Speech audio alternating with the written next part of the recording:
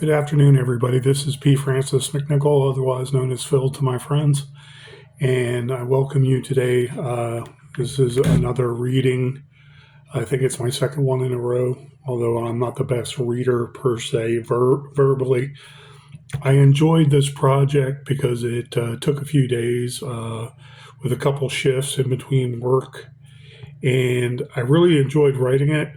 But I can say from experience and doodling, I love the Lilith mantra. Okay, the female demon, the Medusas of the world, the mermaids, so to speak, the sirens. Okay, that seduce men's hearts. I'm in love with that, and I think of seduction in general in a sexual and overt, I want to say, lustful way, okay, that we all have in our hearts to differing degrees. But I love the mantra because I think of the young man that doesn't know the world yet. And he is going out there and experiencing the world, and he has the strength to, fight battles, go to foreign lands, meet foreign people, perhaps take to an exotic lady that becomes his wife, so on and so forth. And there's lore when you go to these different lands that are exotic in nature. And let's face it, if we all had a bunch of money, we all could go traveling around the world as we wished at our own leisure, in different places for different people, so on and so forth. But when you're in the military and you're becoming a man, mostly men, even women too, when they're going to the military, they're being trained a certain way. They're learning about the world. They're learning about protecting our lives from that outside world. They learn a lot of different things. And from that training, there's also lore infused in there to keep the soldiers, I want to say, in line, always cautious. Okay. So that's where you have the sailors and their mantras and all their different folklore over the centuries, traveling from across the seas, across the oceans, of course, into different island states and different nation states, and meeting the quote-unquote indigenous people of that land. We think of the Western world, we try to say modernized and what have you. And there's other worlds out there too that are just as modern, and they're not exotic, though it appears to us because we're not used to their heritage per se. There's nothing right or wrong about it. It's actually beautiful understanding other people's culture. When it comes to religions, it just so happens that you want to live, okay, and you don't want to be killed by certain cultures. And that's unfortunately why we have battles, wars, skirmishes, and whatnot. So I think of the Lilith siren kind of mantra, and I would really like to do a short story one day. I want to say about 200 pages, and really delve into it. And a lot of my research, I do know about it just doing poetry. I would like to do a short story and have it just phenomenal, bringing a lot of lore, a lot of, I want to say, historical context about where it came from. I don't mean a documentary. I mean incorporating a lot of that and making it as realistic as possible. So I believe the last poem I did was Finding Her. And I'm not going to do readings for every bit of work, but I like doing this because it was the first one that I took my time with, and I was doing work. And every time I sat down and I did a line or a stanza, whatever you want to call it, on Facebook, on a phone, it looks like a stanza, but let's face it, it's a line. It's a multifaceted compound sentence, so to speak, kind of free verse. And each time I did it, I did it where I liked it, and I kept it. That's when I sat down and started doing it. It spurned from seeing a lady on Facebook, and I wrote it, ad hoc. And I was like, copy and paste, copy and paste, copy and paste. I liked it because it was simple, lovey-dovey stuff. And so I copied and pasted that, and I started from that, and I rearranged the words. But from those first three stanzas, everything I put down over a 2 or 3 day period, maybe 4 day total. I don't know. I think I started Friday or what have you, maybe Saturday. And every line I did after that was pretty much dead on. I adjusted very little, but it felt good. And so this is a longer poem, and I'm going to try to enunciate properly and clearly with my drier voice and it just being a long day, uh, getting off at 8 o'clock in the morning. But I hope it's enjoyable. It has some similar themes. I'm aware of that. But I thought of different pictures when I saw it. The imagery was the lady coming back. It wasn't Lilith herself or demon. It was a lady that came back, and she is demon-like because she was murdered. And that's the kind of horror I like occasionally. I don't want any harm to come to anybody, of course, but seeing the ghosts avenge. Okay, seeking, wreaking vengeance, and it's like you're kind of hypnotized by this previous beau, this previous love. Okay, and so is it in his mind, or is she really seeking vengeance? And I just want to give a little flavor of everything, but it is longer than the last one, so I might slow down at certain points. There Goes Fern by P. Francis McNichol. Though I love her so, she taunts my soul, till nil escrow, a haunted heart and still cello. Oh, how my empty vessel yearns for my lovely Fern. She silently with love in turn, feeling her breath pass me by in my oubliette sty, as I plea shy whimpers why. You are my diamond in my heart of coal, my fern doll, a moribund flower of sour soul. Let me taste you, sweet nectar flower, and cascade upon me your warming showers. Her smile shines brightest in my eyes, missing sublime bliss in a tryst of lullabies. Therein my sulking head hands hold a grieving dread. Defeated and out I bled. Flecks of complexion gnawed, her dawn reflection paused the vulture's caws.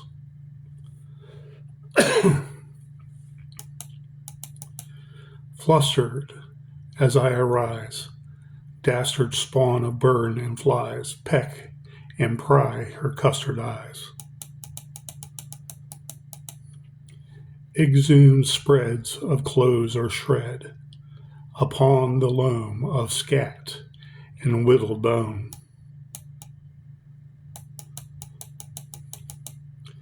Risen again in my prison den, in the end of night I fend off her offensive misprison. Her absence revered in sense of frighted fear, as my princess of fluorescence nears. Talons scrape wounds upon my tallowed nape, the sun draping a shadowed cape.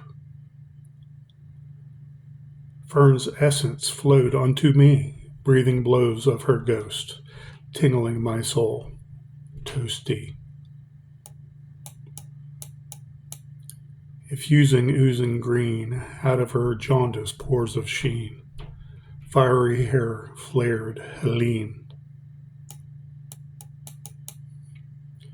Rasps, as if icy asps, impel me to my knees, as mump eyes, mere dim clumps, leer at me. Heaving busts and groans on fusty throne of lust, fern roiled to musty pus. In the dark Mel air, deep in my lair cell, is where Fern disappeared, no farewell. Fingertips linger atop errant succulent lip, there no benevolent supping sip.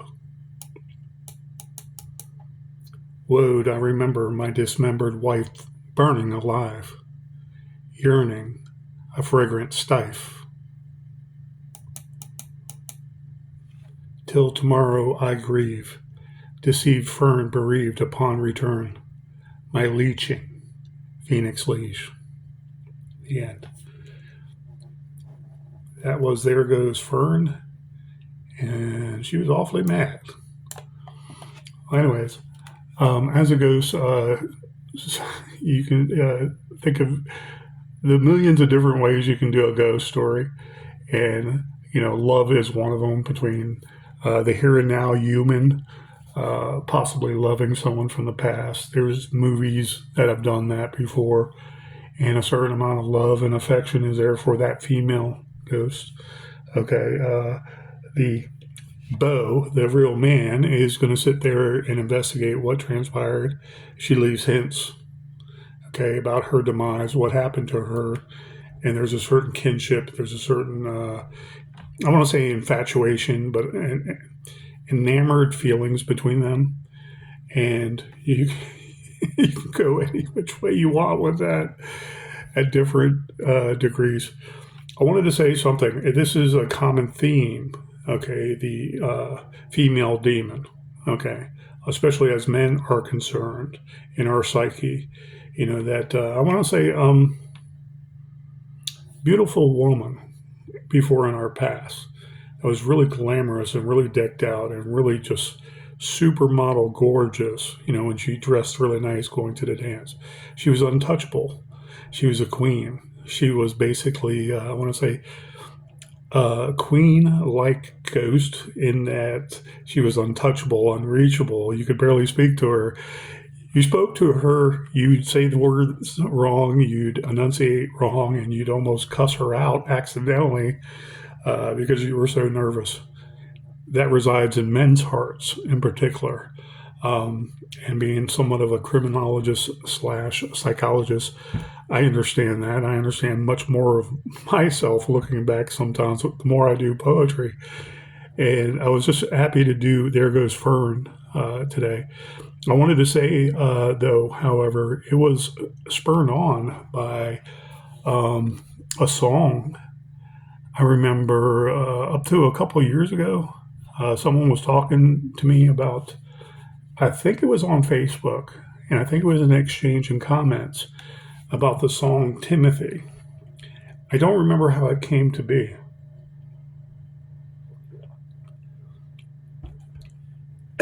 However, he was like, yeah, however it came up. I was like, research that song and tell me what you think. Because it was banned from the radio waves because of its violent nature, having to do about cannibalism in a mining shaft that fell through. And 3 individuals were in that mining shaft. And one of them was Timothy, and he disappeared. But the other 2 survived, and they were very full. Okay. Again, I'm not espousing violence or anything like that, but it's a cute song, very fast-paced. And I thought about it, and I posted it on some of the groups. And I'm surprised many of the groups ended up, from admin, posting it and okaying it. It's not a violent song. It's just the guy's, really anguished about what transpired. But he's not going to get in trouble, so it's like Timothy disappeared. That was him and the other guy's story, Timothy, where did you go, Very eerie, very, I want to say, creepy. And I think of my generation, and I was thinking of an analogy. When I research Hollywood and the mysteries behind the actors and actresses and things that went on, and I think of vaudeville that started throughout the 1800s. maybe traveling troops in the 1700s in England and whatnot. Wherever it started, where you have theatrical troops traveling and providing entertainment, and they might get paid for food. They might be paid money or what have you. Basically, that spurned vaudeville in the 1800s. And 1800s started into, one way or another, I'm not going to get into all the history, started Hollywood, okay, in California. First in Manhattan, first in parts of Jersey. Then the Jewish, in particular, owners of the production companies, they like, we want better movies, and we don't want to be pressured by people having to do with the mob, extorting them for money.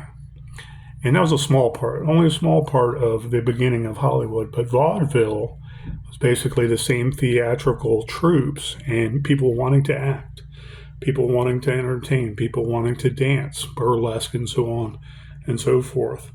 Women were coming out of their own shadows too, where they could dance, and it was considered provocative at the time, but they were still covering it up and everything. It wasn't like topless dance. There was, nowadays, there was all kinds of different things that started with the theatrical troops of vaudeville that turned into Hollywood. And I was thinking of all the movies of the 20th century, and a lot of them black and white. And then color came along. In another 100 years, they're going to be looking at the 20th century kind of like vaudeville. It was ancient history. That ancient history is something to build upon when you're an artist. You have this inspiration. You have these different topics, these different plots. Okay, some plots are more unique than others. There's a certain amount of dynamics in every plot where it's maybe the same kind of topic, but all the characters are different, and you go different ways, and you have to read closer to the end of the book, and you realize, oh, it's in the same category, it's in the same genre, but it's not the same. And I hope that with the beginning of the 21st century and people going back to words, and I want to say we have to communicate with words, because it's becoming a lost art. And those words that we use to speak are there on that template, okay? That papyrus, that piece of paper, okay? That copier machine. The English language itself is so dynamic. We need to learn more and be unique about it. Bring back some of the old words in the historical context. Intermingle with urban dictionary too, some of that slang that is not too overdone, but it has a kind of feel to it. And when you hear it, you know what it means. Even grandma can understand it. And she's like, yeah, she starts to incorporate that same language. Then you have a meshing and a brilliance of that complicated quote unquote English language, that it absorbs words from every language around the world. And if you think about it, that was brilliant about Thomas Webster. I forgot his first name, but Webster was like shunned from the English people, Oxford and all those ritzy colleges and the Ivy Leagues here in America. They were like, no, we have our own language right here, proper English language, and that's what we should stick to. And Webster was like, yes, but all over the United States, where people are coming in from all over the world, they are speaking the same language and absorbing each other's language. So that is included. It is like digits. It's like the I, the letter, okay, the period. Everything conveys a message. So you should incorporate those words, because they're going to morph into something also with our beautiful language. In the Americas, a little bit different than England, a little bit different than Australia maybe, or New Zealand. And we need to incorporate our American language, because we're the 13 colonies. We have to communicate for prosperity and commercialism. okay, and expanding our wealth, okay, as a society, in a enlightened society. And a lot of the elites didn't want that, you know. So I'm thinking that we're in the earlier part of the 21st century, you know, we start incorporating more words. I have heard just about every word I've ever written down before in one way or another, or knew that there was a similar word that I heard and I can't pull it up, so I go do the synonyms. I do the thesaurus checks, and then I do similar rhymes, okay, and see if there's connections with the same sound and the same meaning, although it might be completely different. And it will give me many different avenues to look at the proper word or the exact word that gives it a different flavor. And with that literature that we're starting now, it needs to be classic. And I say classic, and I mean text, sentence structure,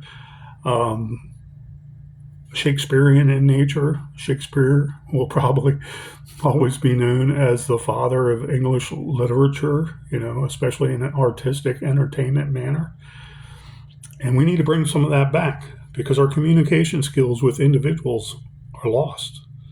You know, we're online. We're doing many things on Facebook. We're posting things about our family. How often do we get, unless we're showing off, which is a little different, how often do we go out and actually, you know, in our job, socialize with people at work after work? When was the last time people have done that? A lot of people don't do that because they don't want to bring drama into work and vice versa, you know, with their family life. But it's something that people used to do all the time, and they wouldn't have to get dramatic or drunk or act the fool, and then there's that guilt the next day. But it has to do with interpersonal relationships and dialectic and how we talk and the words we choose and proper etiquette, being polite, listening skills, so on and so forth. But the dictionary, okay, the codices of all the words we use should start coming back more and more. That's why I incorporate a lot of one-syllable, two-syllable words that are not always heard. And they're not always, I know they're not always seen online. Not when this Nussbaum is posting something about her family and she writes something with missing commas, missing periods, and all kinds of misspelled words. It's like, okay, Meemaw, I understand what you're saying, but it's still horrid, you know. Expand our mind, our asses will follow. And entertainment should be enlightenment also. Renaissance, a return to great language and great entertainment. Reading, writing, speaking, acting, you know, filming, so on and so forth. But anyways, I hope you guys had a good evening. And this again was There Goes Fern. And I hope it was enjoyable. At least I believe I wrote it down properly as I did online. And I read it as clean as I could at this point, this time of day. So I thank you guys. Be safe out there and enjoy your week to come. God bless.